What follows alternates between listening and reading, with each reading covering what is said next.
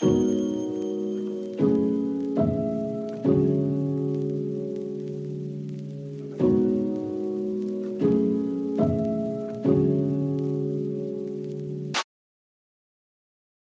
everyone, and welcome back to the Living Dvnly podcast. This is the podcast that is dedicated to helping you rediscover your true self through refined and intentional living.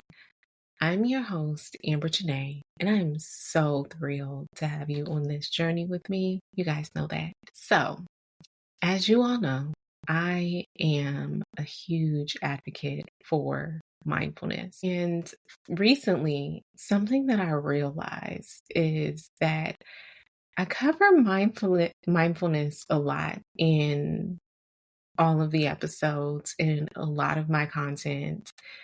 And when I'm talking about mindfulness, I'm typically talking about it in so many other aspects of life, our relationship with ourselves, personal growth at home, our relationships with others.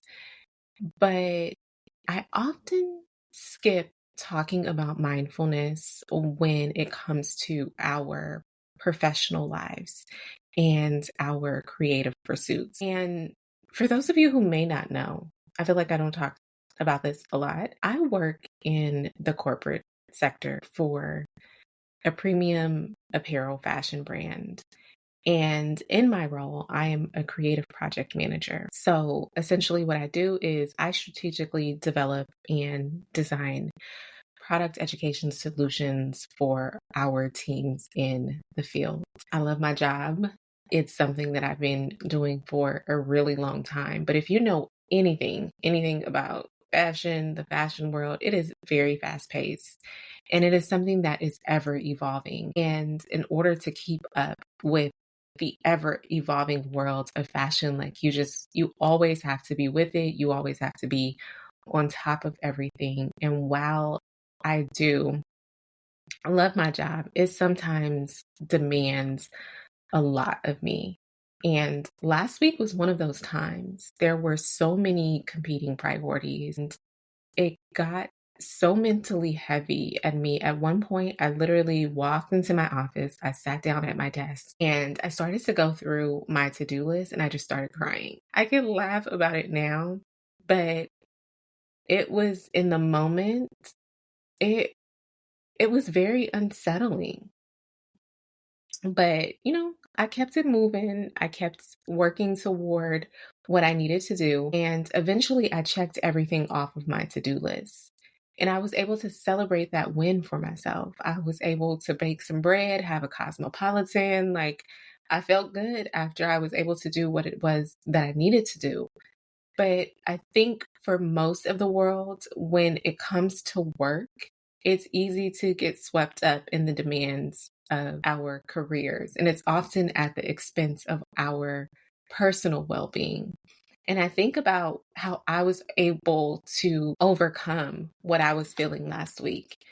And I thought about the effects of that and how many people really don't have that privilege of practicing mindfulness and being able to take a step back and come back into reality and still push forward. A lot of people, when they're down, and really want us to think about, like, what does it mean to be mindfulness? What does it mean to not live up to the expectations or the pressures to achieve, succeed, and climb the corporate ladder? Because that can sometimes leave us feeling disconnected from our true selves, disconnected from life and the world around us. As someone who is deeply invested in personal growth and creating a life of intentionality, I've found that integrating mindfulness practices into my daily routine has really been pivotal in shaping the choices I make career wise, the choices I make personally. And it helps me maintain a sense of balance in my life. Because for me, mindfulness is not just about the career, but more so about the journey of personal growth and self discovery and what it brings to me. I am living more in a reality and a mindset where I'm not focused on the professional, how do I want to say it, accomplishments or achievements. It's not about what I obtain, the accolades, what I'm able to say I've done, but it's more about how I walk out of spaces feeling every day, is how I am able to overcome an emotional, spiritual, or physical obstacle. And I've been able to overcome that a lot and get to this space to where it's not all about, the achievements, but really about myself and my well-being and being grounded every single day. A lot of that I attribute to my ability to be mindful in everything that I do. When I think about mindfulness at its core, it's, like I said, it's about being fully present. It's about being aware of our thoughts, our feelings, and all of our surroundings. But it's about being able to do that without judgment. It's about being able to cultivate a sense of calm and clarity that allows us to navigate through life and any obstacles or challenges that it may bring. Navigate through that with a centered and focused mind. When it comes to career and work life, mindfulness can help us make decisions that are aligned with our core values, our personal beliefs, our lifestyle goals, rather than being driven by any external pressures or any fleeting desires. Like for me, mindfulness has become such a powerful tool in being able to discern what truly matters for me in my professional journey. For me personally, it's not about making a living any longer, but it's more so about creating a life that resonates with purpose and fulfillment. Like, I don't want to just be able to say, this is my role, this is what I get the pleasure to do every day. Like, I want it to feel meaningful. I want to feel a sense of purpose every day. Like I'm getting up and doing something intentional and it fulfills me. By practicing mindfulness, I've developed this ability to be able to pause, reflect, and really listen to my inner voice. And that is such an essential skill in a world where we're constantly overwhelmed and bombarded with noise and distractions. Sometimes I just want to hear myself. Sometimes I just want to sit in stillness. And in that stillness, I'm able to determine what it is that I need for me. How do I accomplish this? What do I need to pursue? What is it that I need to do to take care of me?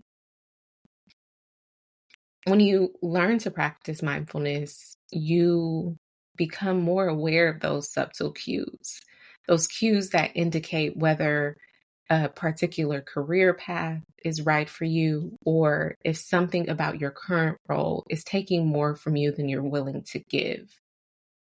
This might involve like noticing how your body feels when you're considering a certain project or you're working on a certain project or you're thinking about a certain career move. What is your body telling you? When we're constantly on the go and we're constantly moving, that ability to discern those feelings or certain body behaviors goes out the window. We're not able to recognize that. But when we adapt a sense of mindfulness, we can feel that. My body is telling me something is not right. My body is telling me that maybe this is not the best decision for me at the moment. When you're thinking about the certain decisions or wanting to pursue certain things, when you're thinking about them, do you feel a sense of excitement and curiosity? Or do you experience feeling uneasy? Do you experience tension, confusion? These physical sensations are your insights into whether or not a choice, a task, or an overall experience is something that aligns with you, something that aligns with your authentic self. You have to learn to explore those feelings and listen to them. I've also found that mindfulness encourages you to just move beyond the surface level criteria of job satisfaction. And what I mean by that is when you're more mindful in your professional pursuits and even your personal pursuits, it's not just about the money. It's not just about the status. Instead, you focus on the deeper aspects, the deeper factors. What about this makes me feel passionate? What about this contributes to my personal growth, my personal development? Is there a purpose in this? And I think once you get to that point to where you're thinking about, yeah, the money's good, but is there purpose or meaning in this? When you start to question those things, you're in a really, really good space.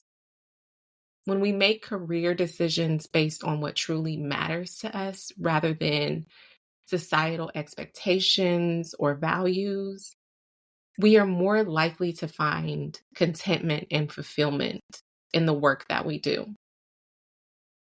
If you make a lot of money and in making that money, you still feel unfulfilled, you still feel unhappy, you still feel unsatisfied, there might be a sense of lack when it comes to purpose and passion. There might be a sense of lack when it comes to fulfillment in whatever it is that you're doing. Because despite what we're told, despite what we think, what we do, the titles that we hold, even when it comes to material things, all of those aspects do not provide fulfillment. They do not provide happiness. They may do it in a short-term sense, but long-term, it does not fulfill us. That just brought me to a thought, and I want to explore some of what it means to navigate uncertainty when it comes to being more mindful in life. And the reason why I thought about that is just because I was talking about like the surface level things. And sometimes when we know there's not really any purpose or passion in certain things, like there is a certain level of uncertainty. A lot of the times when it comes to work, our career, our creative pursuits, anything that we do in life, we will face doubts about whether or not we're on the right path. There may be feelings of fear that come up, fear of making the wrong decisions, anxiety about the future, what's to come. When we're more mindful, our mindfulness helps us navigate these uncertainties by grounding us in the present moment and reducing our attachment to specific outcomes. A great example of this is just like recently, I was talking to a coworker of mine who is such a warm and loving gem, and I consider her a friend. We've built an amazing relationship, and I was telling her like I was overthinking something, and then she started to describe whatever it is that we're thinking about. We have all these competing priorities in our life, and everything that we are competing with is on this dartboard. And only the things that are in the center of the dartboard are the things that we can control. Everything outside of the center gets further and further away from us. And it's less and less of what we can control. We're only in control of what's right in front of us. And when we're more mindful of that, we're not attached to the outcome of something. Because regardless of what the outcome is, you can only control your response to it. You can't control what happens, especially if you're not in control of making that decision and someone else is. You're only in control of how you respond to the outcome. One of the core principles of mindfulness is just acceptance. Acknowledging our thoughts and our feelings and the circumstances without trying to change them. When we try to change them, it's what I like to call a repellent. We're so focused on changing the outcome or trying to force a situation to be something that it is not. And we're essentially repelling what is meant for us. But it doesn't mean that we're choosing to resign ourselves to situations that don't serve us or that we don't deserve. But rather it's just about us recognizing the reality of the present moment and choosing to respond to it with wisdom and clarity, not letting it control us. When we practice acceptance, we are less likely to get caught up in the fear of the unknown.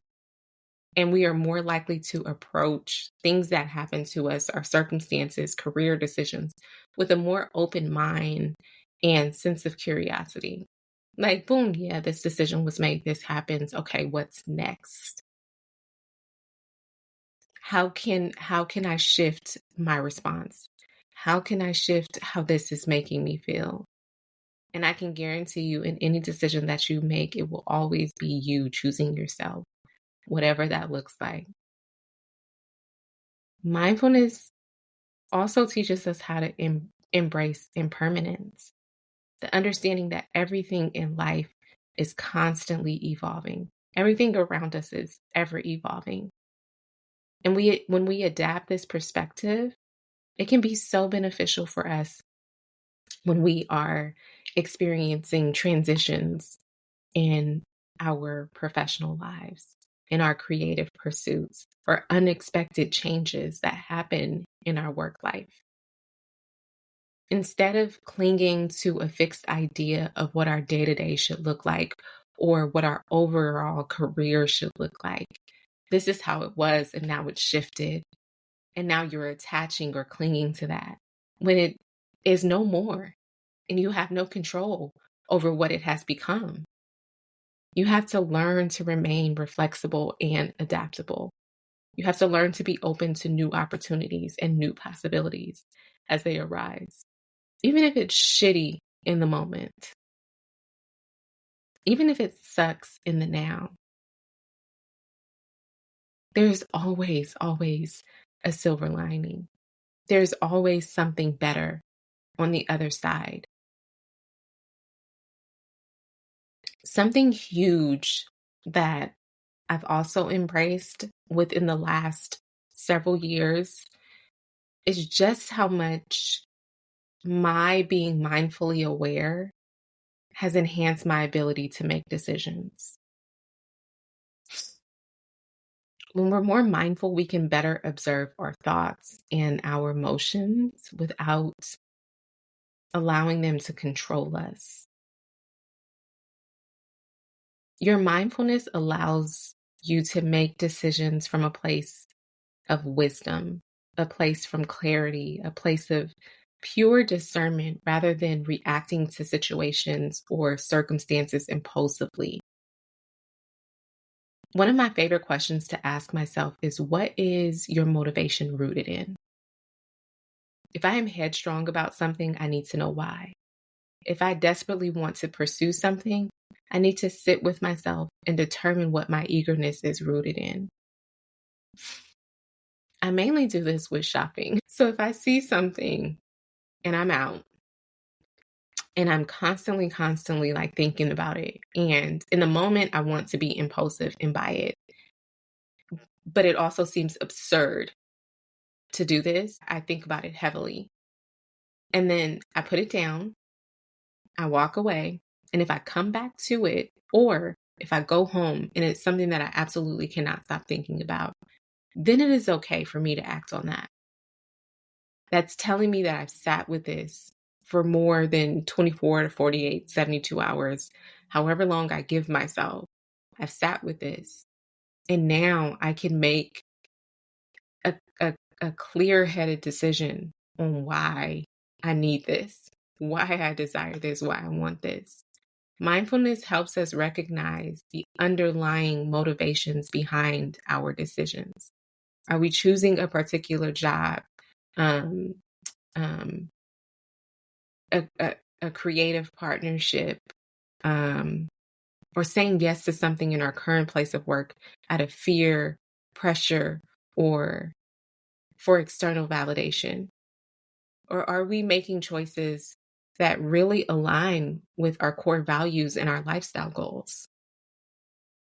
One of the main things I want us all to take from this episode, and that I want for us all to think about, is how for centuries we've been taught that our personal and professional lives are two separate entities, which is, for me, the biggest lie we've ever been fed.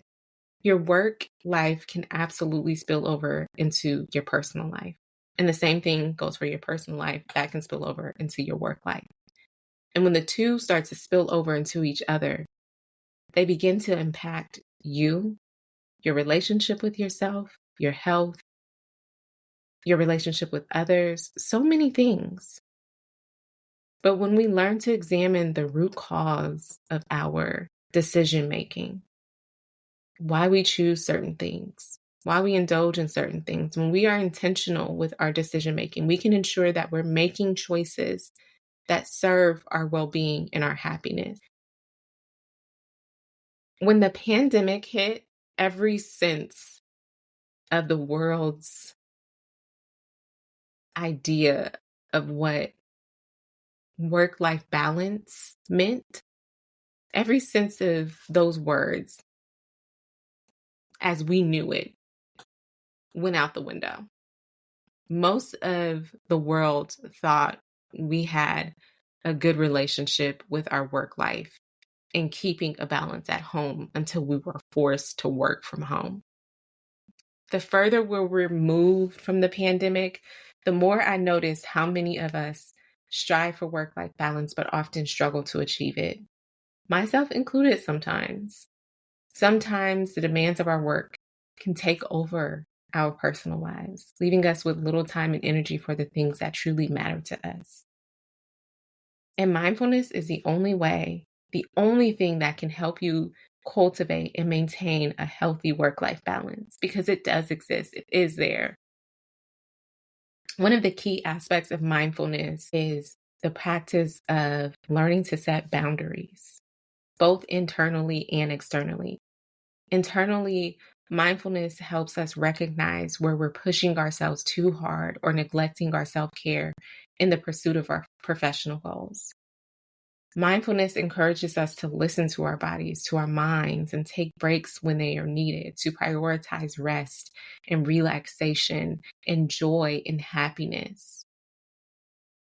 Externally, mindfulness is that unlock, that key that is going to help us establish clear boundaries between our work and our personal life.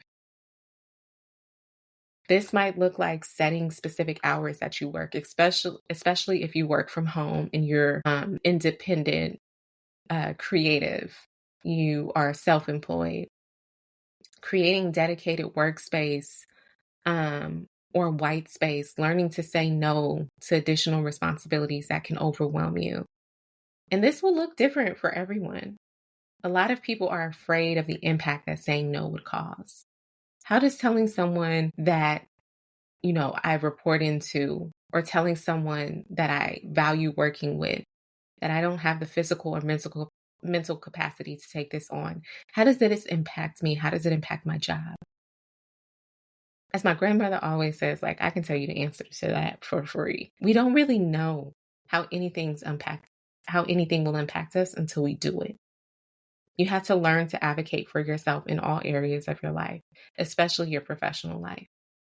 You have to be intentional about the ways you allocate your time and your energy. And by doing so, you create a lifestyle that does not require you to sacrifice your well-being for the sake of your career. The long-term benefits of incorporating mindfulness into our career and into our work choices, they go far beyond just like the immediate in the moment impacts. They go far beyond that when it comes to our well-being. Over time, that mindfulness approach to our careers leads to greater satisfaction. We're inspired to get up every day. We're fueled to do what it is that we do because we're happy in other areas. There's more joy outside of the creative pursuits, the work pursuits. There's this resilience and this fire behind getting up every day. There's a deeper sense of purpose and fulfillment. When you learn to prioritize yourself in your career over your work or the demands of your job, you're more likely to find meaning in the work that you do. You're more likely to feel a sense of pride and accomplishment in what you do. This doesn't mean that you have to be rebellious on the job, constantly saying no, constantly saying mean. It does, or being mean. It doesn't mean that. But it just means you learn to establish healthy boundaries and you're constantly saying yes to yourself. You're constantly choosing yourself for once. By staying true to ourselves, making decisions with intention and clarity, and maintaining a balanced approach to life, we can achieve a fulfilling and meaningful career, meaningful creative pursuits that enhance our quality of life in every single aspect. Years ago, when I started taking mindfulness seriously, it had nothing to do with making more money, advancing in my career, or trying to impress a leader or a peer. In full transparency, it had everything to do with my desire to be a better version of myself. I've worked at a job in the past that has robbed me of choice, a job where I had to have my cell phone glued to my ear, working on the weekend, jumping out of bed because I've fallen asleep while working and forgot to do some shit that was really important and afraid of how that would impact me. I remember the nights where I was working until 11 p.m. on weeknights, only to be back up at 6:30 in the morning. What was a big turning point for me in that role was getting pregnant. And while I was working in that role, the impact that it had on my physical and my mental health was heavy. Being up at 5 a.m., some of those mornings with little to no breakfast and working until late hours of the night, I was pregnant and I was neglecting not just my own health, but the health of my son that was growing inside of me for the sake of this job.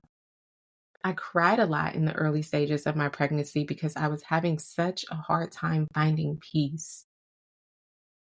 And I knew that there was no peace to be found in the space that I was in. I was making good money. I was doing something that I loved, but I had to choose myself. And in so many ways, in that situation, in those circumstances, my son saved my life. My son gave me the strength to choose myself for once. He gave me the strength to choose him. Mindfulness changes so much about what we choose, our decision, changes so much about our professional pursuits if we allow it. It can guide us in making career and work-life choices that align with our true selves. By practicing mindfulness, we learn and develop a greater sense of awareness. We cultivate a greater sense of responsibility for ourselves, especially when it comes to our personal beliefs, our core values, our strength. Your decision to take accountability and advocate for yourself and make decisions will lead you to cultivate a more fulfilling life. Whether you're navigating uncertainty, learning to be a better decision maker, learning to enhance your decision making skills, or you just want more balance in your life. Mindfulness is what is going to bring you clarity. It is how you're going to focus on what you need to create a life and a career that not only fulfills you professionally, but also nourishes you on a soul level, on a personal level. In a world where our work demands can overshadow what we love, what we need to thrive, what we need to be happy, our personal well-being, mindfulness teaches us to rediscover what balance means to us, teaches us to pursue purpose and joy in every aspect of our lives, both personally and professionally. I want to thank you all so much for tuning in to another episode of Living Divinely. I hope that today's conversation has really inspired you to reflect on your personal growth journey and what mindfulness means to you. And I hope that you're more inspired and encouraged to take steps toward living a life that feels truly authentic to who you are. Remember that the path to intentional living is a continuous process of growth, self-discovery, and embracing your true essence. Again, I'm so grateful to have you all as a part of this community and looking forward to our next episode, our next time together. Until next time, keep living with purpose and intention.